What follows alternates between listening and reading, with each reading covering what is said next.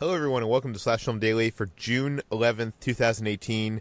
On today's episode, we're going to talk about some breaking DC movie news and discuss what we've been doing in the water cooler. This is Slash Film Editor-in-Chief Peter Sciretta, and joining me on today's podcast is Slash Film Managing Editor Jacob Hall. Hello, hello. Weekend Editor Brad Oman. Hey, that's me. Writers Hoai-Tran. Hey, everyone. And Chris Evangelista. Hi. Okay, before we get into the Water Cooler Monday, let's talk about some breaking DC news, and that is that Geoff Johns is being replaced by Jim Lee as the Chief Creative Officer of DC Entertainment. Jacob, you wrote some of this news up for the site. What do we know? All we know is that Geoff Johns, who was kind of being positioned by Warner Brothers, almost as their Kevin Feige-esque figure, the creative mind of the DC movies, is stepping down as president and chief creative officer of DC Entertainment. And it's not like he's being fired into oblivion. He is starting his own production company called Mad Ghost Productions, but definitely feels like a changing of the guard, because he's been sort of the creative face of DC Entertainment since 2010. And I feel like a lot of people, myself included, thought we'd be seeing him overseeing a big DC movie universe, and that just didn't happen. And Jim Lee replacing him is interesting. Jim Lee is a superstar artist. If you were reading comics in the 90s, you know Jim Lee's work really, really well, and he's still working today. But like Geoff Johns, he became so influential as a creative that he became an executive. So him taking over is interesting. I'm curious to see if he can succeed where Geoff Johns did not. And there's some rumors and scuttlebutt going around the internet about how unhappy Warner Brothers was with Geoff Johns' approach to the DC movies. That's Kyle Buchanan from Vulture reporting that. But I guess I don't want to dwell on the tabloidy stuff like that, because I think that the real story here, I think people really want to hear about, is that Mad Ghost Productions, Johns' new company that has a deal with Warner Brothers, is going to prioritize the Green Lantern Corps movie, which was announced at Comic-Con in 2015 and has been sitting on a 2020 release date for years now. And Johns will produce and write Green Lantern Corps. And this is exciting news if you're a comic book fan, because Johns wrote Green Lantern for 9 years, and it is the definitive Green Lantern run. I mean, if you go back over the decades and 50 years of Green Lantern stories, you're not going to find another writer who knows this world, this corner of the DC universe as well, someone who's told so many stories this long. Geoff Johns is the definitive Green Lantern writer, and even though he was a co-producer on the abysmal 2011 Green Lantern movie, he really didn't have much of a say in that movie on a much larger level than just maybe being a voice in the background. So him stepping away from being executive and saying, I'm going to spearhead this Green Lantern movie, is actually genuinely thrilling, because there's, on the page, Geoff Johns' Green Lantern reads like Star Wars in the DC universe. It has that kind of scope. And if they can make that happen, I think we're in for something really exciting. Yeah, I mean, I don't want to spend too much time on this, but the cynical side of me says that, Johns was pushed out, and this producing gig is to, soften the blow. It's kind of like how Hollywood kind of handles these things. But you know what, Johns, when he was announced for this position, I never, as much as I like Johns in the comics, I never thought he was going to be great for this job, because he's a creative, and these corporate management positions and creative positions require very different skills and talents. And I think Geoff Johns will be better suited in a more creative producing realm. I'm excited to see what he does with the DC universe. I do too. I think this is a good choice. I mean, I don't think anybody's happy with the DC movies at this point. After Justice League, everybody feels burned by it. So I think just having a fresh start and letting Geoff Johns do what he does best is probably the right choice. Yes. Okay, let's move on to the water cooler. Everybody join me over in the corner by the virtual water cooler, and we can talk about what we've been up to. I'll start things off. This past week, I was lucky to see Piff the Magic Dragon perform at the Magic Castle. For those of you who don't know Piff from his appearances on Fool Us or America's Got Talent, he is a magician who dresses in a dragon suit. He is a comedy magician. He is hilarious.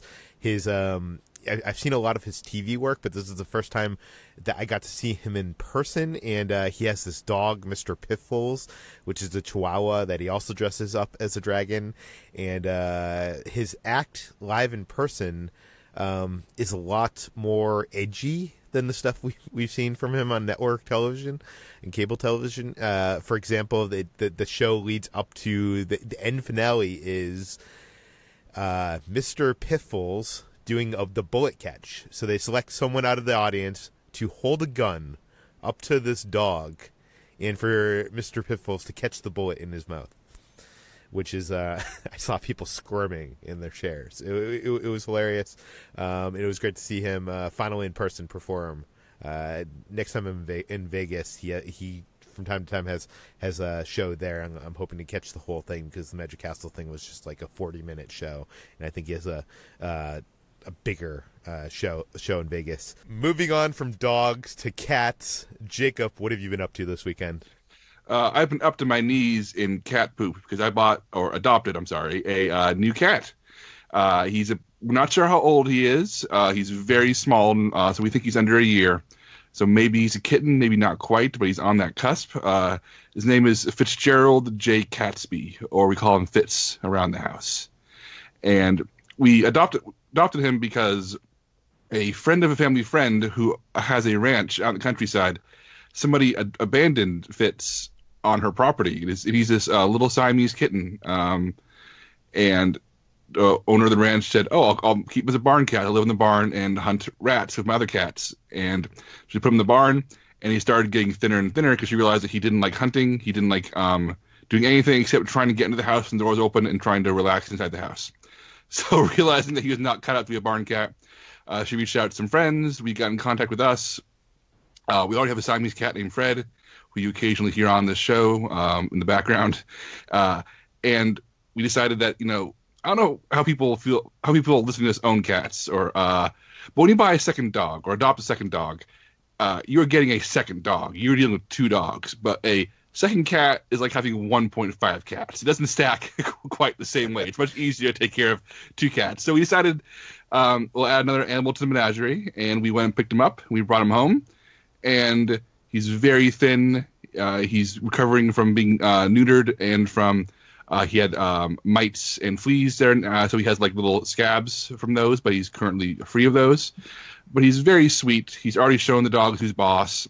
Fred, the older Siamese cat, who's about 8, does not like Fitz yet. He hisses whenever he walks by, but we're working on it. They're going to like each other and be best friends in a few weeks. That's the plan, at least. Every time I see a picture of a Siamese cat, I always think of that song from Lady and the Tramp, the Siamese cat song. Which I hate that song. You hate that song? I mean, is that song racist at this point? Well, it is racist, but also it just really traumatized me as a kid because I really hate seeing characters being unfairly sort of like blamed or framed, and that song just like, I don't know, really rubs me the wrong way. So I can never like a Siamese cat because of that. Brad, what have you been up to? Not really anything all that exciting. Okay, moving on. Although I'm sure Fitz is lovely, Jacob. No, the thing I've realized over the past few months, I think I'm a dog person. After years thinking I was a cat person, my dogs, Jack and Carl, made me realize how much I like dogs and how much I enjoy their company and how much I like their personalities. But the only cats I've ever encountered who match dogs for me are Siamese cats. They're noisy. They have so much personality. They want attention. They want love.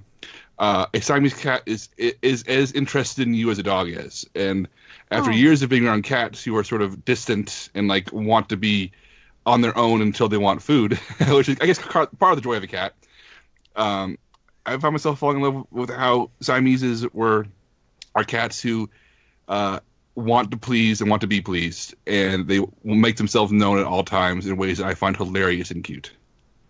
I actually grew up with Siamese cats. We had 2 when pretty much my entire time that I lived at my parents' house before I went to college. And they were awesome. And yeah, they're definitely cats that have personalities. Brad, what have you been up to?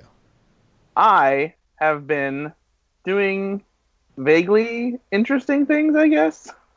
So the one thing that I did was I've been reorganizing my office. Brad, I don't think reorganizing your office is interesting. Well, it might not be to you, but for me, I like moving my stuff around.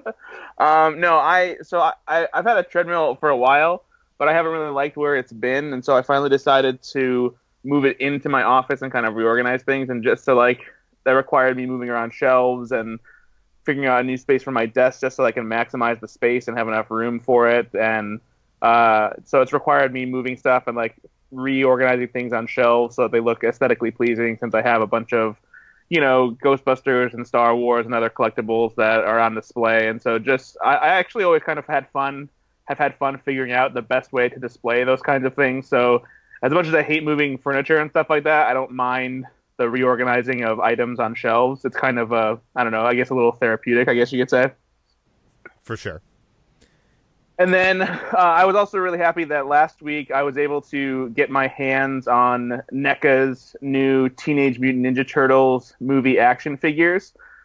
These are 7-inch action figures that look exactly like the Ninja Turtles from the original movie from 1990. The closest they ever came to making action figures look like these was around the time that the third Ninja Turtles movie came out, and they made these movie-style action figures that were kind of on the same quality of their normal Ninja Turtles line, but they were less cartoonish. But because the turtles started to get a little bit more detail on their skin as the movies went on, little reptile splotches and stuff, the figures also had those things, but it made them look like they had some kind of weird illness, even though they were trying to make them look more realistic.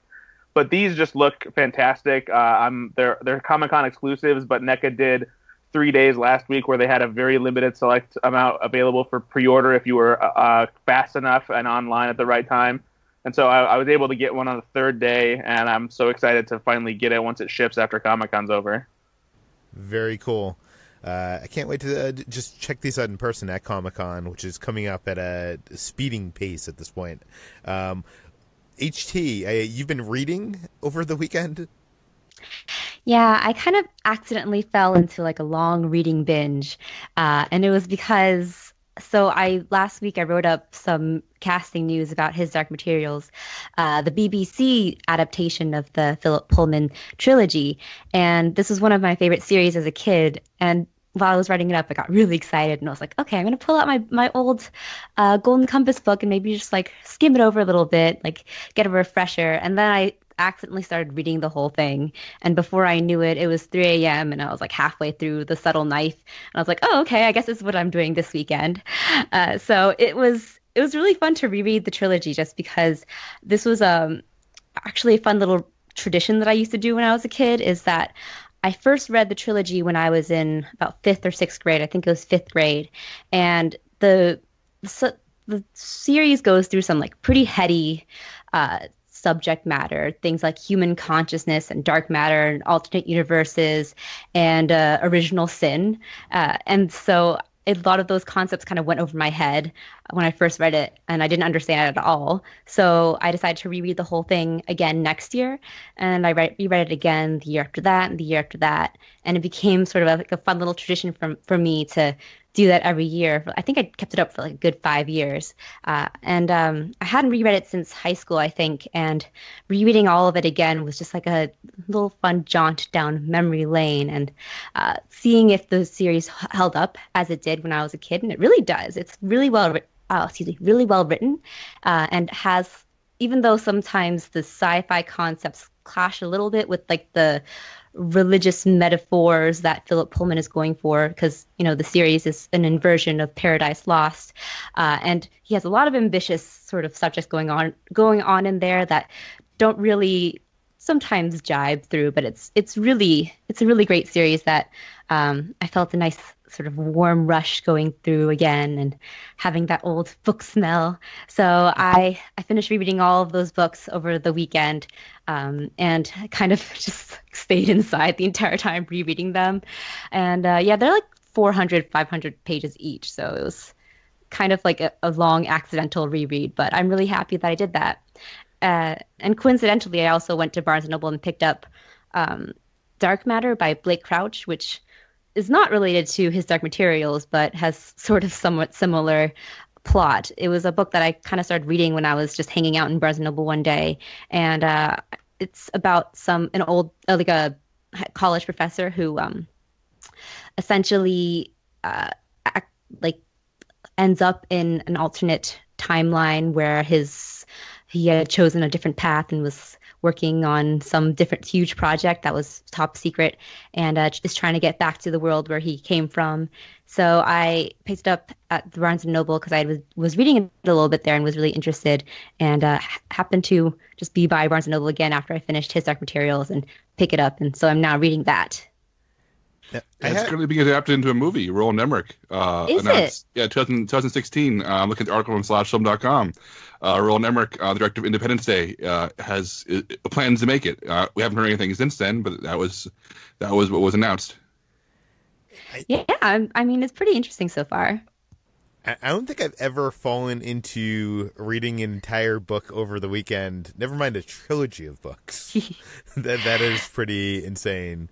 But let's move on to what we've been watching. Last week, I got to watch both Jurassic World: Fallen Kingdom and The Incredibles 2 in one single day. I talked about that previously because we did early buzz discussions last week on the podcast, so I'm not going to reiterate what I said there. But I will say, after being given a week, I am kind of itching to revisit Jurassic World: Fallen Kingdom. I wasn't so hot on it the first time I saw it, but it's sticking with me, and I want to give it a second shot. I did get to interview both the directors, Brad Bird and J.A. Bayona, last week as well, and I thought I would give you a peek inside the glamorous world of movie junkets. I interviewed Brad Bird at the beginning of the day, and usually when we go into these interviews, we're trying to ask questions that are not the usual questions, so that, when you read the interview on /film.com, you aren't reading the same, answers that you get on, every other movie website. Why did you want to do this movie? Whatever.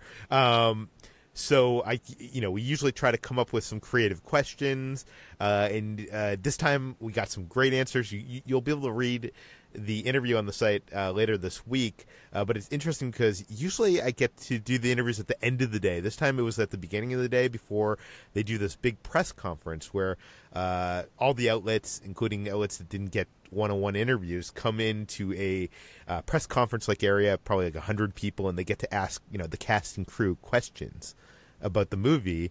And it was interesting because two of my big questions were asked during the press conference, and the answers were, almost verbatim what was in my interview. So it's kind of like, you're going to read the same content elsewhere, but from a press conference now, which is just part of the job. That's just how it goes sometimes.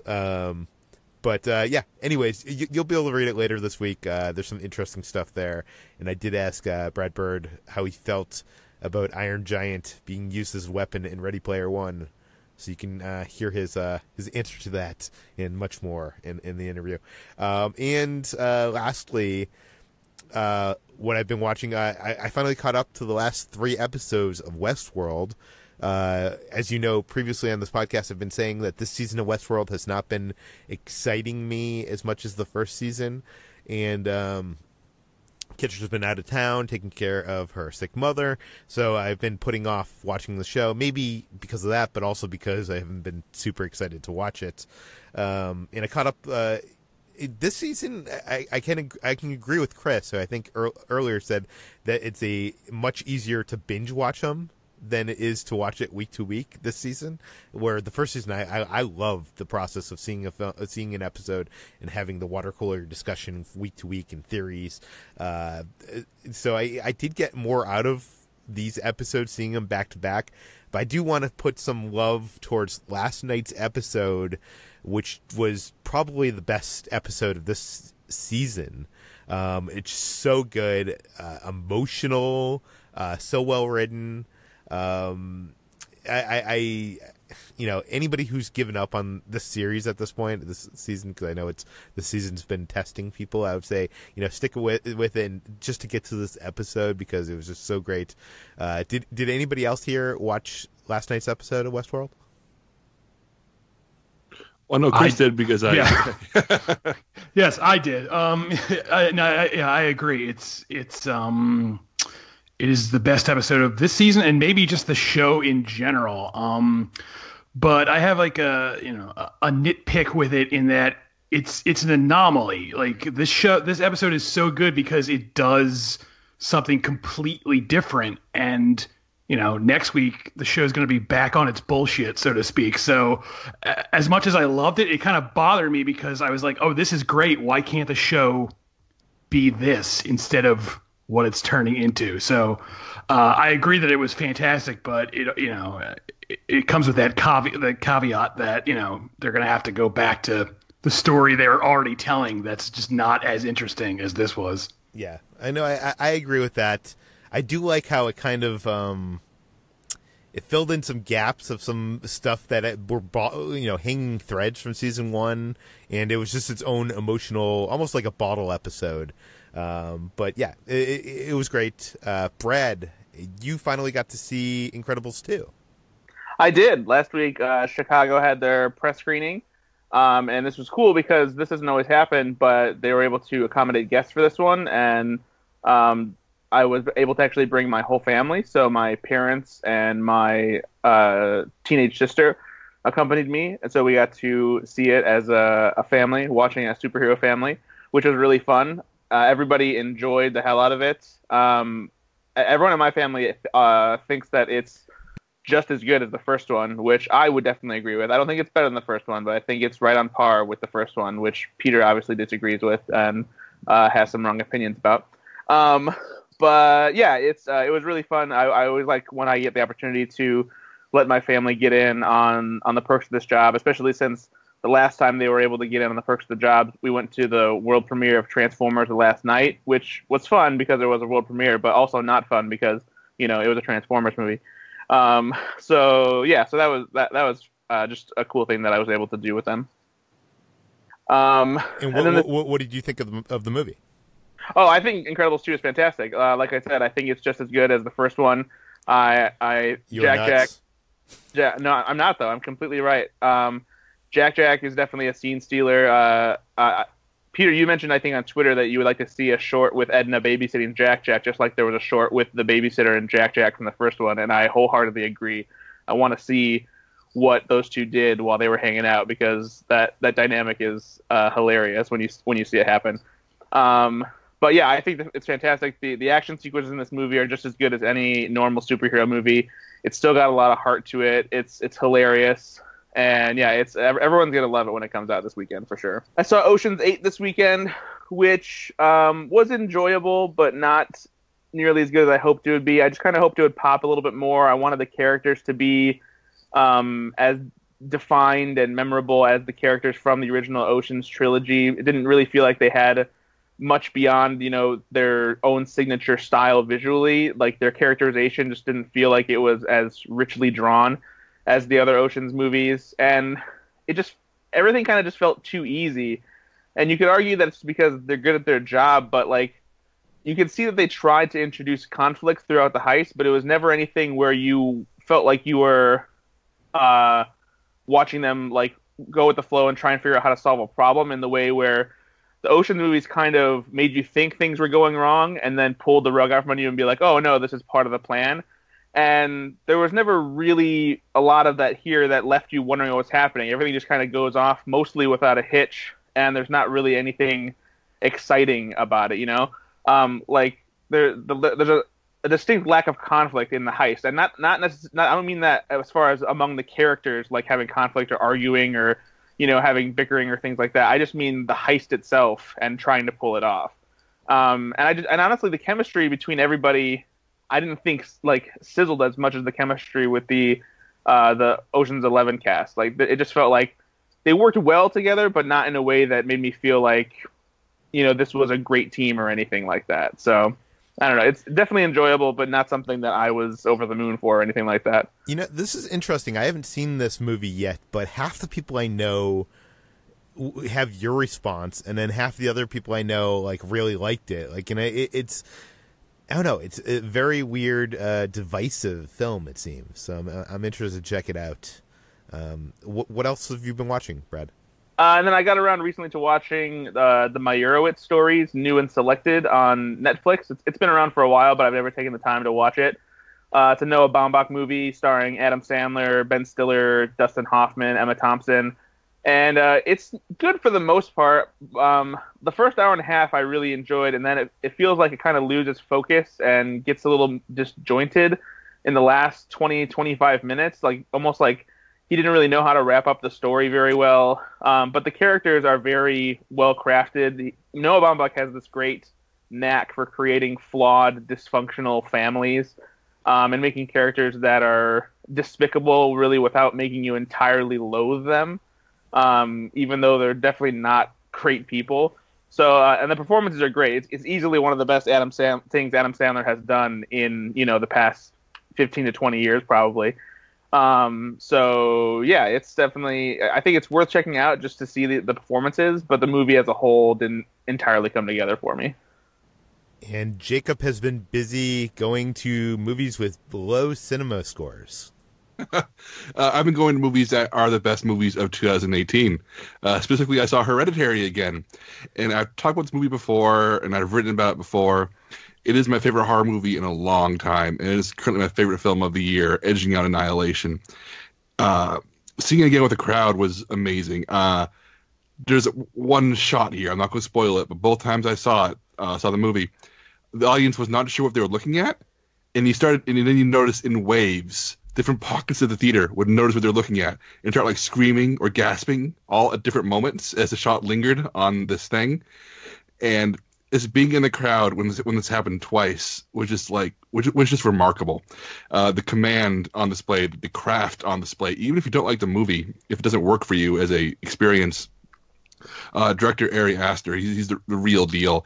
His command of tone and of menace and dread here is unreal, and I just can't get shots of this movie out of my head. It is nasty in your face while also being sort of sober and funny and grim in ways that are both playful and like deadly serious. It just, watching it again and seeing all the different pieces come together was such a satisfying experience. And the cinema score is terrible because it's a feel bad horror movie, but it's kind of feel bad that's so designed to be punishing and so designed to be feel bad that it's actually fun. It doesn't leave you feeling like your life's ruined. It just leaves you feeling like, oh man, that was a really, really intense thing. And one of these days I want to talk about the thematic messages of this movie and why I connect to it in ways beyond it being just a impeccably crafted movie. But that's a story. That's a spoiler discussion, and I don't want to have that here. But on the other end of the spectrum, I've been binge watching ER on Hulu with my wife, who grew up watching ER and has the show built into her DNA. And I never did. It's brand new to me. And I'm surprised by how good it is. I know that later seasons apparently get soapier, and I'm not looking forward to that. But at least season one, late season one where I am now, it's a really good show, really good characters. I appreciate how each episode is a series of short stories that are all thematically connected, sort of a early prototype of the Mad Men model. And I like the show when it's at the hospital. I like it a little less when it leaves the hospital. But I'm addicted. I like watching ER, and I'm probably going to commit to watching all 13 seasons, is it? And all 300-something episodes. But that was my weekend. Hereditary, ER, and cat poop. That is pretty insane. Well, Brad isn't the only person who saw Ocean's 8. HT also saw the movie. HT, what did you think? I was entertained by it. I will say that I agree with a lot of the criticisms that Brad had, in that there was a real distinct lack of conflict, and the style too that Soderbergh brought to the first three Oceans films was missing as well. I don't think Gary Ross really has that visual eye or that kineticism that Soderbergh has, which is unfortunate because it wastes such a talented cast. And that's where I'm going to disagree with Brad in that I think there was a lot of chemistry with the cast. I really enjoyed just seeing Sandra Bullock and Cate Blanchett banter and walk around New York in billowing, beautiful coats the entire time, even though they were kind of carbon copies of the character types of George Clooney and Brad Pitt's characters. I enjoyed it, and I think that even though everyone else got very little screen time, they did get to shine through a bit, especially Anne Hathaway, who was amazing in this film. I don't think we were talking enough about how good Anne Hathaway is in this and how funny and enjoyable she is in this sort of self-satirical role in which she pokes fun at, like, her own image. And I like that a lot of people are realizing now that Anne Hathaway did not deserve all that hate that she got for the past, like, few years unnecessarily. I still am really unsure why everyone started hating on her just because she tries hard. It's ridiculous, and I'm glad that people are finally realizing how good and funny she is in this film. So yeah, Ocean's 8 was it was definitely just like a very junk food cinema for me. Something that you can watch and enjoy, but kind of forget after a little bit, but still like have some fun takeaways. Like Anne Hathaway is great, and I want to buy all of Cate Blanchett's tailored suits. And you also saw Hereditary?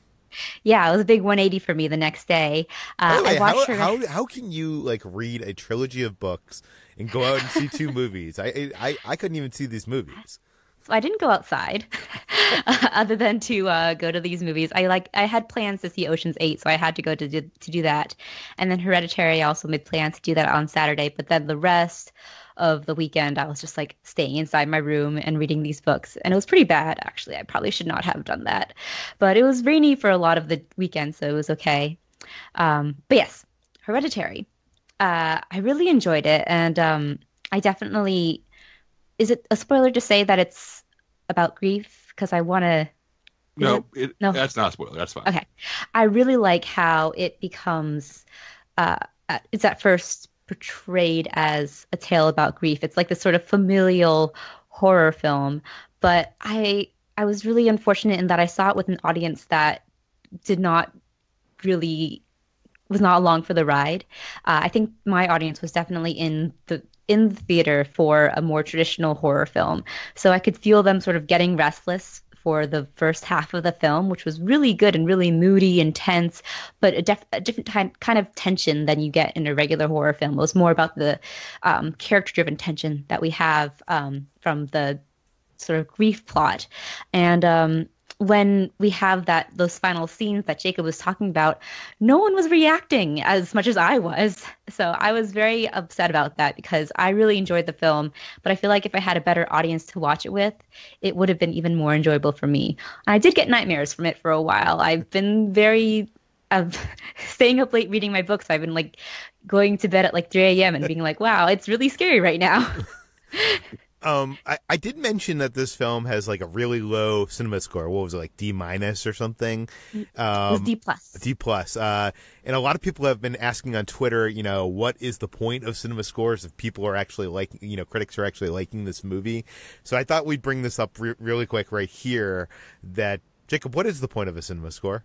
Oh God, I feel like it's an antiquated concept. It comes from polling audiences outside of theaters in Los Angeles to get a mainstream consensus on a wide release movie, and I'm honestly, I'll cop to it. I'm not too sure how the information is useful or why it's used or how anybody accepts it because it's just a handful of LA theaters. I mean, who cares? Well, I agree there in the low sample rate, but I do think that it has a purpose, but not in a purpose of like, what do people think of this movie? I think the cinema score tells us more of what people were expecting versus what they got. And it's mainly used for marketing. So it's, like with a film that is marketed in a way that might be deceiving, might get a lower cinema score. Does that make sense? And it actually occurs to me that A24 has had a lot. This is an A24 movie, right? Yes. They've had a lot of low cinema score. So are they releasing are they marketing movies to the mainstream that the mainstream doesn't want to see? Oh, 100%. They're trying to trick the mainstream into seeing these artsy indie kind of movies. Yeah, I don't want to say too much because HT's working on an article about this, and I'm really looking forward to hearing her thoughts on it. But A24 has released some of the best horror movies of the century so far, but almost all of them have had like knee-jerk reactions from mainstream audiences because they were sold as being something traditional when they're definitely not. For sure. Chris, what have you been watching? I watched the first 4 episodes of Hulu's new Stephen King series, Castle Rock, and I can't tell you anything about it because I'm embargoed, but I just wanted to brag that I watched it. So there's that.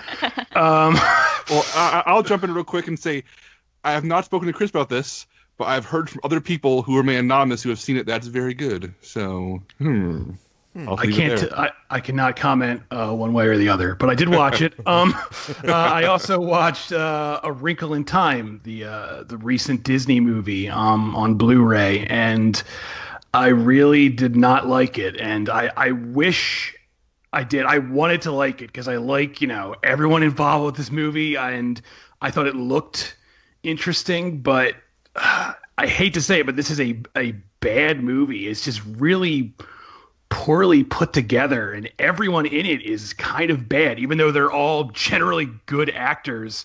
None of them really do that good of a job here, and I'm really not sure what happened. It's like it's like this weird fluke where supremely talented people all got together and somehow made a bad movie. I'm almost like fascinated to read like a behind the scenes look at how this movie came together just to try and figure out what went wrong, because this should have worked. The concept is good. Everyone involved with it is good, and it just doesn't work. And I can't even really pinpoint what is wrong with it exactly. It just felt wrong watching it. Like it felt like, I don't know. It felt like a first draft. Like I was watching someone's early idea that didn't get hammered out. They didn't hammer out all the kinks, something like that. Yeah, it's almost ambitiously bad in a way, and I kind of appreciate that like it's not just like half-assed. It's just like a lot of interesting but wrong decisions. Yeah, like it has like it's a movie that has like the best intentions, and so like I can't say like I hated it because its heart is in the right place, but nothing works, and it's almost impressive how badly everything plays out. Okay, let's move on to what we've been eating. I guess I'll start this off of what I've not been eating. And that is, I order a lot from Postmates, which is a food delivery service, kind of like Uber for food. And you order stuff and they deliver it. A couple times last week, I ordered food on Postmates. I'm wondering if this has happened to any of you. I got a notification on my phone, your food is arriving. Notification a minute later, your food has been delivered. And I was like, I haven't gotten my food. And, I call, I contacted the tech support, and they gave me a code, they refunded my order and stuff like that. But I kind of think that now people with this surge of people using Postmates, especially in Los Angeles, that I wonder if like people are like walking down the street, and then when the Postmates driver pulls up and says, "Are you Peter?" they're just like, "Yes," and then they take the food. Do you know what I mean? Because you could tell that someone delivering something, and they're just going to give it to the person. Like, have any of you had this experience of ordering with Postmates or Uber Eats and it being delivered, but not to you? Not with Postmates, but once a drunk guy tried to get into my Uber. I think it's one of the benefits of living in a house, in my case, is that it's very hard for me to intercept my food because I have the house number, then they knock on my door and I answer it. But I feel like living in Los Angeles, where you're living in a condo or an apartment, and things are a lot more dense, and people are like wandering around your outside of your home at all times. It's a lot more of a threat. And there's like no parking anywhere, so I think like the Postmates driver probably doesn't want to try to find parking, so they like flag down the nearest person that they think could possibly be the person they're delivering to. But I don't know. I thought it was worth mentioning. And I just want to bring up IHOP has renamed themselves the International House of Burgers. What is going on here, guys? This sounds like a horrible rename. Like, is this a joke? I mean, I know when I would go to IHOP, the first thing I would ask is, what are your burger specials? Because that's just what I like to do, is go to an International House of Pancakes and get what they're not known for. According to my social media, according to people that apparently know more than me, it's a temporary renaming, but IHOP's hiding the part that it's temporary. And I guess it's just part of their plan to try to say, we're not just breakfast, we also serve hamburgers. But my whole thing is, there are dozens, if not hundreds, of chains that serve good burgers that people like and enjoy. IHOP is a breakfast place, and people like it and enjoy the breakfast place. I feel like they're trying to enter a market where there's no room for them and nobody cares. Nobody cares about an IHOP burger. Nobody will, even with a special like this. I'm not going to lie. As somebody who thoroughly enjoys cheeseburgers and always tries cheeseburgers as often as I can at various restaurants and things like that, because every cheeseburger is different, I will go to IHOP and I will try one of these burgers and see if they're doing it right. But otherwise, yeah, like, I mean, it's definitely, a stunt that's getting them a lot of attention, but more so they're just being... But is it negative attention? Yeah, well, that's the thing I was going to say, is they're being mocked for it more than anything. Like, even the sassy Wendy's Twitter account is replying to people saying, yeah, we're not really worried about a place that couldn't get pancakes right the first time. And if it's a temporary thing to bring attention, it just seems like they're going to get, like, negative feedback both ways, because then people are just going to think that, they, changed it back because of all the negative social media and publicity they got from the rename. But, let's move on. Brad, what have you been eating? Oh, I'm always trying new things.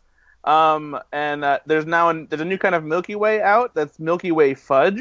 Where they replaced the usual sort of nougaty filling with a fudge filling to pair with the caramel, and it's pretty good actually. I actually think that I might prefer it over the regular Milky Way, and so as far as I know, I think that it might only be available in minis right now. But there was a time when there was like a bigger bar that was available, and I saw at a gas station once. So yeah, it's a nice variation on that. Old standby. And then Lipton has been putting out these new half and half flavors. I really like Arnold Palmer's, the big Arizona tea cans that are iced tea and lemonade. And I've noticed that Lipton has been doing a lot more as far as varying the flavors of theirs in bottles. And so recently I saw a strawberry melon one, and then I also saw an iced tea and watermelon lemonade flavor as well. And they're really good. They're definitely very sweet, but I really enjoy the different flavors of lemonade that there are out there, from especially now that the summer is getting heating up, and I'm getting thirsty a lot more and don't always necessarily want to water. So yeah, they're pretty good. I've spotted them at like a bunch of different gas stations. So if you're out and about, keep an eye out for them. I've been eating mostly my usual diet of junk food and nonsense. And as somebody who enjoys junk food and nonsense, I find myself consistently let down by the Cheesecake Factory, which is a place I go to maybe once every few months thinking, I love the Cheesecake Factory. I'm gonna find something delicious here in this oversized menu, in this gaudy, over-decorated location. I'm gonna find something amazing and delicious and bad for me that I love. And every time I go there, I feel let down by it. Peter, what do you like on the menu there? My favorite thing on the Cheesecake Factory menu is actually an appetizer called the Buffalo Blast. Have you had that? That's what I ordered last night, Peter, and I was so disappointed. Really? Maybe they cooked them badly in Austin, Texas. Maybe, or maybe the Cheesecake Factory just doesn't realize that I want some buffalo in my Buffalo Blast. Like, you tear apart one of those little buffalo pack. What it is, it's a deep fried pocket stuffed with buffalo chicken and stuff. And I say and stuff because I don't know what else is in it. I have no idea. And you whip it open, there's maybe a teaspoon of actual chicken inside a massive deep fried crust. And I love my deep fried crust, but this is not the best deep fried crust I've ever had. So this sounds like they may have made it bad at your Cheesecake Factory, because I've had Buffalo Blast many times, and usually it's filled with buffalo chicken inside. I think the mistake you guys are making is getting food at Cheesecake Factory. Just get cheesecake and go home. I do. That's what I usually do. I usually call in and go pick up cheesecake from me and my wife. I take it home and watch movies and eat cheesecake. But sometimes it's right next to a bookstore I always shop at. So sometimes I'm just walking by and I go, you know what? Maybe this time. Maybe this is the time. and I need to stop doing that. Okay, so what was the other horrible thing you had at Cheesecake Factory? God, I've never had a good thing there. Like, I've had burgers and sandwiches and just everything over the years. I feel like every time it comes up, I go like, oh, this is like almost food? Look, I'm a guy who likes Chili's. I like Chili's and TGI Fridays. I like my chain junk. I like my bullshit.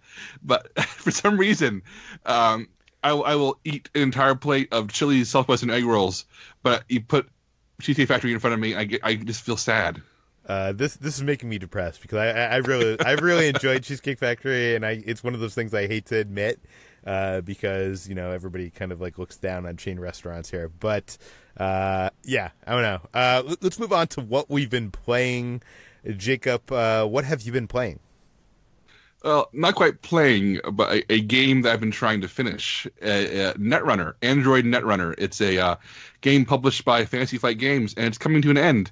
I guess a fast version of explaining what Netrunner is. It's a cyberpunk-themed science fiction card game for 2 players, and it's asymmetrical, where one player is the hacker trying to break into the database of a evil Blade Runner-esque corporation, and the other player is corporation. They have to put up defenses and try to keep the runner out of their system and kill them or destroy their finances. And it's the best card game I've ever played. Thematically, mechanically, it is sound, it is tight, it is amazing. And it's a living card game, which is Fantasy Flight Games' name for stealing money from your wallet.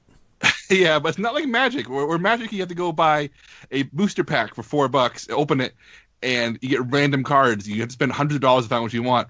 A living card game, there's a new card pack of 60 cards every month. You spend $15. You know what you're getting. You can choose to skip it. It's all out there. It's all open information, and you can just spend as little or as much as you want. And I've been a very casual player. I've competed. I haven't built decks competitively, although I do follow the tournament scene to see what's going on. And what ended up happening is Wizards of the Coast, who owns the game design for Netrunner, they own the core mechanics, whereas Fantasy Flight owns the Android universe in which the game is set. The deal to renew that license came up and will not be renewed. And the press release from Fantasy Flight suggested they were surprised by this. They had just put out a new revised core box set of the main game. They had planned a new expansion for October. So clearly, Wizards of the Coast has plans for Netrunner design, and Fantasy Flight was, despite this being one of their most successful games, this was totally caught off guard. So I pulled up my Netrunner cards. I found out that casually collecting, I was missing a certain number of decks, certain number of card packs. So I spent the weekend running out the game stores, picking up ones I didn't have, reorganizing my cards, and now looking at everything of the, God, how many card packs are there? There are, looking at I have my charts open right now, so I can tell you. This is a game that requires you to have charts of. There are 48 card packs or small card packs in addition to the big box expansions, and I only need 10 left to complete the collection. So I'll be looking for those over the next few months, picking them up, and hopefully people don't try to jack up the price just because it's going out of print in October. So we'll see. It's a great game. I'm looking forward to being a complete game. When I have all the cards and the game stops evolving, I can have friends over and say, hey, let's all build decks. We have the entire game here. Let's do it. As opposed to, hey, if we're going to play this, we need to stay up to date at all times, which is really hard for a lot of people to do. So I'm going to miss Netrunner. I feel bad for everybody who played competitively, but I'm looking forward to being complete and finished and having it all on my shelf and ready to actually be played more casually. This is also interesting because Asmodee, the company that owns Fantasy Flight Games, I had heard through the rumblings that they were trying to get a Netrunner movie made in Hollywood. So I'm not sure if this is going to affect things because they still own the Android universe. They just don't own the Netrunner game, which is a little bit confusing. But anyways, let's move on to Brad, and he's always playing not games but music. So what music have you been playing this week, Brad? Yeah, the soundtrack for Hearts Beat Loud, the indie gem from Sundance starring Nick Offerman and Kiersey Clemens, came out last Friday, since the movie is now playing in limited theaters across the country and will be expanding into other theaters as the weeks progress.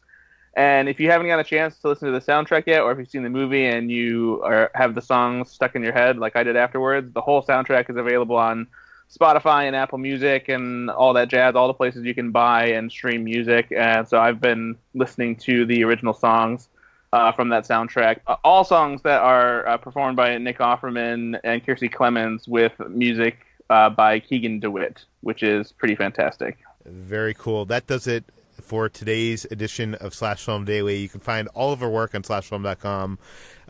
You can find Slash Film Daily published every weekday, bringing you the most exciting news from the world of movies and television and deeper dives into the great features from slashfilm.com. You can subscribe on iTunes, Google Play, Overcast, Spotify, all the popular podcast apps. Please feel free to send us your questions, comments, concerns to peter@slashfilm.com. I thank everybody for all the good words on our discussion of toxic fandom. It seems like you guys really dug that episode. Please go rate and review this podcast on iTunes. Tell your friends, spread the word. We'll see you tomorrow.